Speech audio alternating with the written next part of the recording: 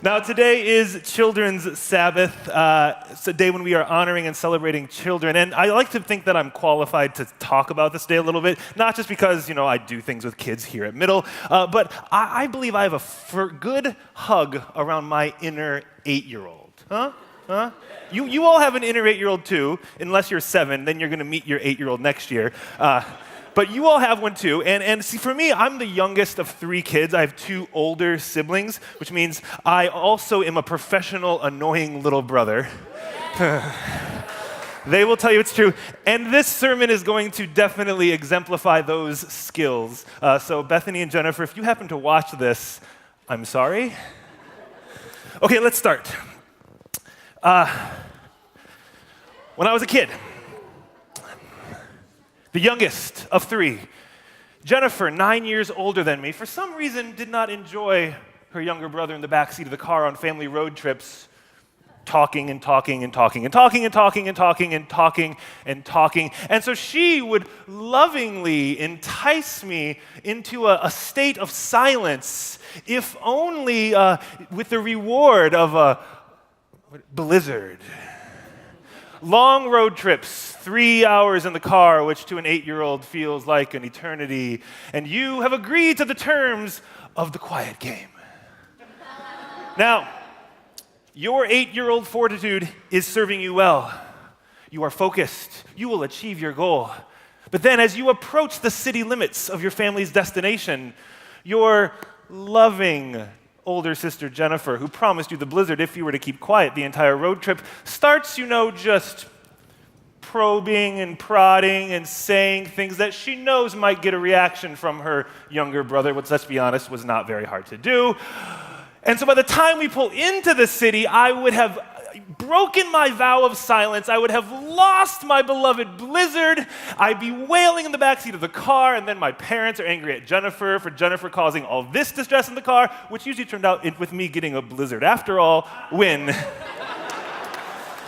But how often is this game that my sister played with me exactly what happens to children in our world? Just as John said before that last song. How often do we create systems and structures of some sort of cosmic quiet game? Children should not be seen nor heard. Children should behave like miniature grown-ups, because after all, Jesus said, if you want to enter the kingdom of heaven, children have to have faith like a grown-up. No, Jesus said it the other way. If you want to enter the kingdom of heaven, you got to have faith like a loud, annoying, whiny, sticky-fingered 8-year-old. So I think we need to think about Jesus' words and the systems we live in. So let's just talk about Jesus' words for a minute.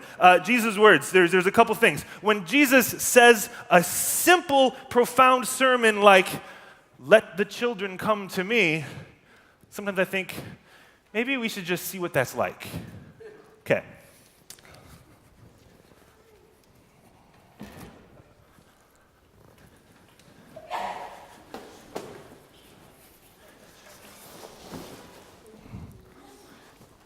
Okay, here we go. Let the children come to me.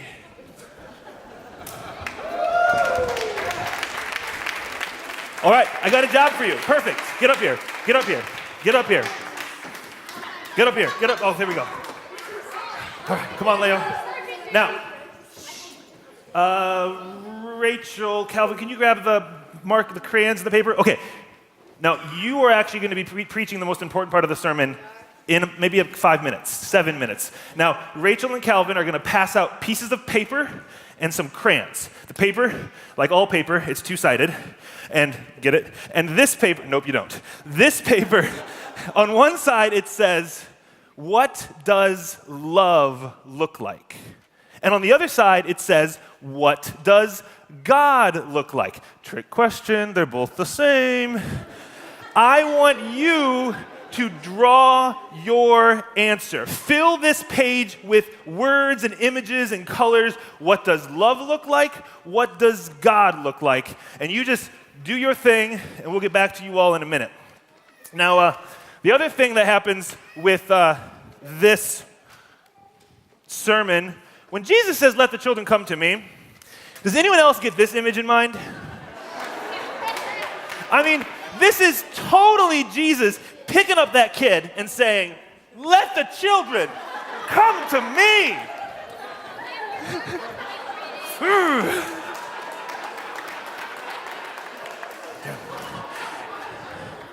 Okay, take ourselves back to first century Palestine. A world, an honor-shame culture, where if we live in a world where children should behave a certain way, they certainly did then as well. In fact, who had all the status and control in this first century world that Jesus was walking through? The men. Maybe that world wasn't always so different than the one we still live in today. So Jesus, a man who is respected, a teacher, a rabbi, he says these scandalous words, let the children come to me. If we dig a little deeper, what is he saying? You who are pushed to the margins will be brought to the center. You who have been systemically excluded will be lovingly and intentionally included. Not only included, but elevated. You who the world literally looks over because you happen to be below a certain height requirement will now be elevated to a place where your eyes will see the eyes of another. And they won't just see you as someone who's about to become a human, but they will see you as someone who's already fully human right now.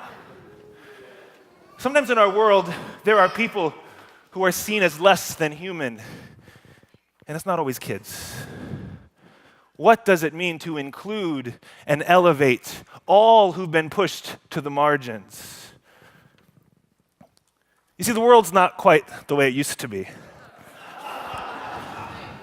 Let's just talk about adolescents, talk about teenagers, talk about what these amazing people are turning into moment by moment. Frightening things they're turning into? Oh, we'll stay with amazing.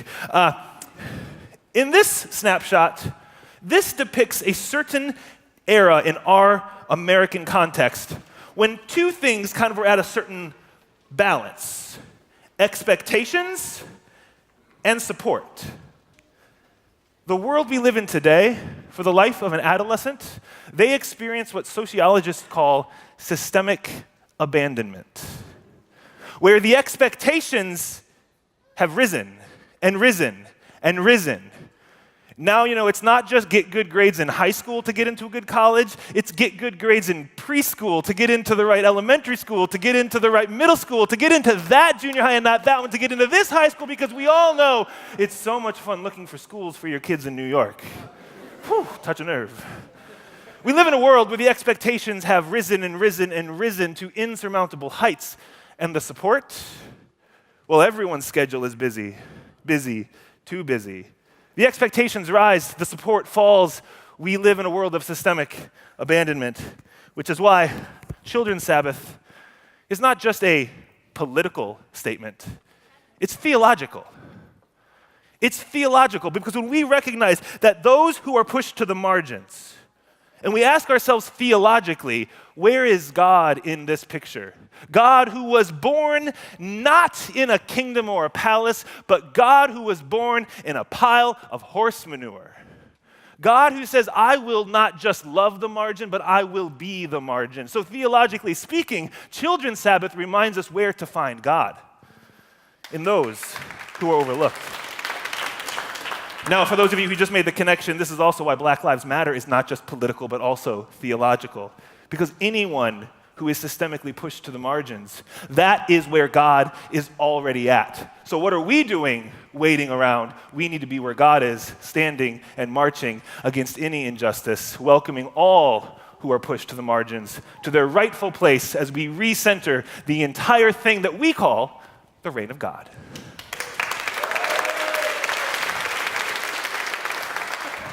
Which naturally brings us to this. Let's talk about the future. Many of you may have said this at one point. I'm going to correct you all right now. Look at these young people.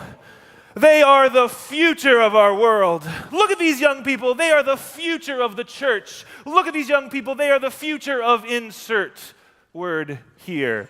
It's only half true. Because they aren't just the future of this world, they are the present of this world. They aren't just the future of the church, they are the present of the church. This is not a pulpit full of future leaders. This is a pulpit full of leaders. That's all you need to say. What we need to do is give room for them to lead. What we need to do perhaps is to unclog our ears to hear the sounds that we so lovingly heard today. They're voices that have something to say if only we would be ready to listen. Who is pushed to the margins? Whose voices are ignored? Who is overlooked? Because God is already there, saying something, doing something. And when we open our arms and recognize that the circle is always bigger than our own backyard, we just might find that God is too. And my friends, that is some really good news. It's not just about the future, because the present impacts the future more than we would think. In fact, I think our role, as those of us who might be a little bit older than the young people on stage, our role is to spot the future in the present. Our role is to help pull that future into the present. We don't just wait for Dominic to become president someday. We say, Dominic, you got some things to say, and let's make some policy changes now. Let me tell you a bit more about this. This is the time when I become annoying little brother and embarrass my other sister. I have two sisters. This is literally the story I call the time I embarrassed my sister. Sorry, Bethany. I was about, I think, 11 years old, maybe 12. Let's go with 12. Sounds better. I went to a school that was a part of a network of middle schools, and we were meeting at the high school where my sister was a junior. So we're in the high school gymnasium for like some, school thing where they bring people together and they pep rally, that kind of a thing, I guess. My school got there early for some reason, like 40 minutes early, and it was a small school. There was like maybe 15 of us in my school. So we get there, and we're in the gym, and we're watching them get set up. And then the person who's like hosting the whole thing, he asks, hey, do any of you want to come up and talk into the microphone? Well, let me just say, I've always loved microphones. So I, of course, raise my hand and find myself on a small stage in my sister's high school gymnasium, surrounded by my classmates. The doors open to the hallway, so some high school students kind of peeking their heads in. After a few, crowd jeering and loving jokes like, what do you call a fish with no eyes? Get it? Okay, we'll get to that one too. I run out of that repertoire, so I decided to just start telling stories about my sister, who's a student at the school. Particularly about the boys that I know she has crushes on. And the fact that her locker does not lock, and I tell everyone where to find it and to go open it, please. Now, the story picks up as I hear it from my sister Bethany's point of view. She tells me that she was in the school cafeteria, and some of her friends come running in, and they go, Bethany, your brother is on the stage in the gym, and he has a microphone. Now, what I remember most about this story is the end of the assembly. I probably suppressed all the memories of whatever my sister did to me. But as we were leaving, as my school was leaving the high school to head back to our part of the world for our whatever happened next in the day, the person who was hosting this assembly comes up to me and says, you were pretty good up there on that stage. 12-year-old me. I was also like 6 feet tall. Seriously. Thank you. No, you really were great in front of a group of people, like with a microphone, telling stories. This is something that I think you should maybe look into doing for the rest of your life. You should just keep doing this. Well, sometimes we need people to speak the future into our present.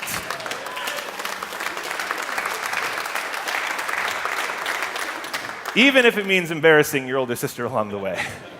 Sometimes you tell Dominic that he could be president someday because that just might make it a little more true. We are people.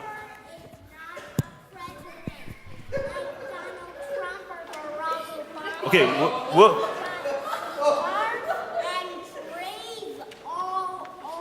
I like it. We're going to get to your picture. So that sermon's coming in a minute.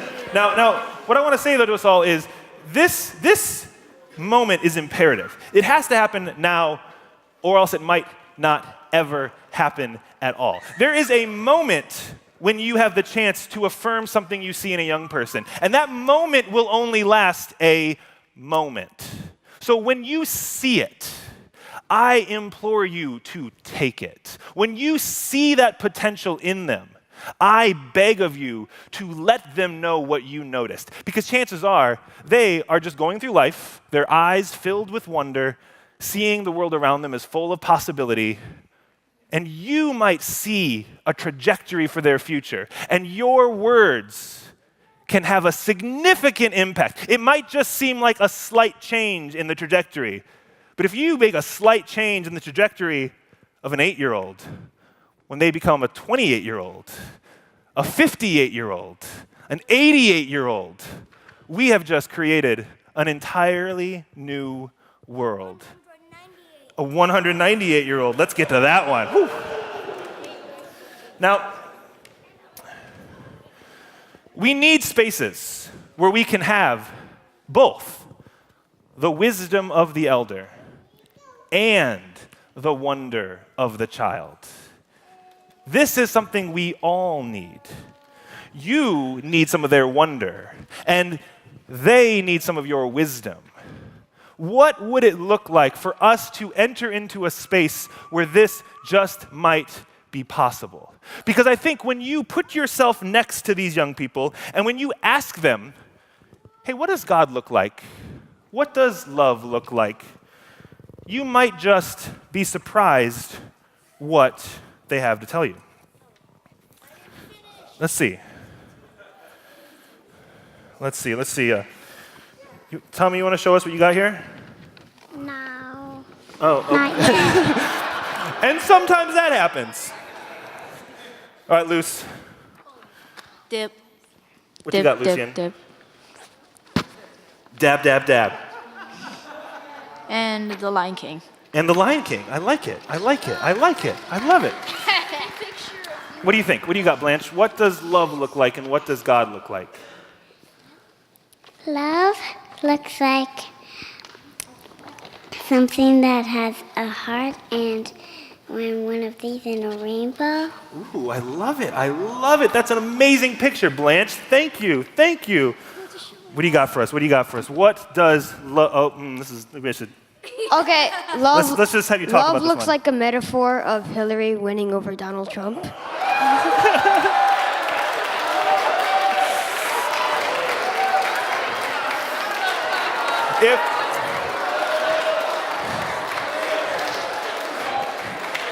If the children say it, I'm not breaking our 501c3 whatnot, am I? Okay, good. All right. Leo, what have you got for us here?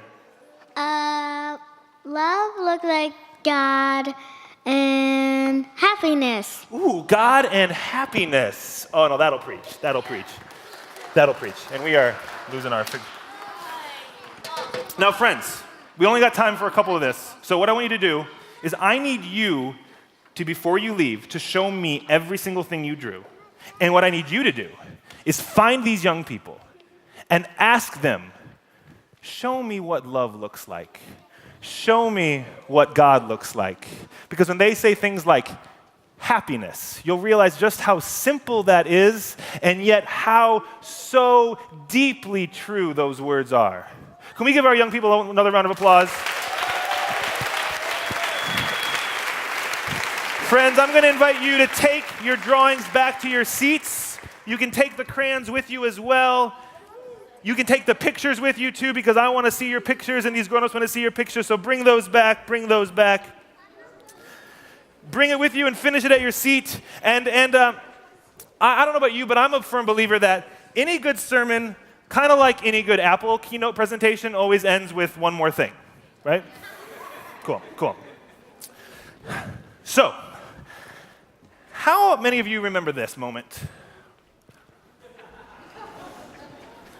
Yes, just made it. How many of you remember the moments before this one?